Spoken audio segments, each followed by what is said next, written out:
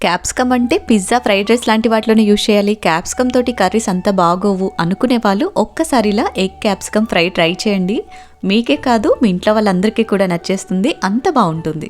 మరి లేట్ ఎందుకు, ఎలా తయారు చేసుకోవాలో చూపిస్తాను, మీరు ట్రై చేయండి. ముందుగా కడాయిలోకి 1 గంట నూనె వేసేసుకుని సన్నగా కట్ చేసుకున్న 1 కప్పు ఉల్లిపాయ ముక్కలు, 2 పచ్చిమిరపకాయల ముక్కలు, కొంచెం కరివేపాకు వేసేసి దోరగా వేగిన తర్వాత 1/2 స్పూన్ అల్లం వెల్లుల్లి పేస్ట్ కూడా వేసి పచ్చివాసన పోయేంత వరకు ఫ్రై చేసుకోండి. ఇలా వేగిన తర్వాత చిన్నగా కట్ చేసుకున్న 1/2 కేజీ క్యాప్సికమ్ ముక్కలు, 1 కప్పు టమాటా ముక్కలు, రుచికి సరిపడా ఉప్పు, పసుపు వేసేసి చక్కగా కలిపి మూత పెట్టి క్యాప్సికమ్ టమాటా గుజ్జుగా అయ్యేంత వరకు కూడా మగ్గించుకోవాలి.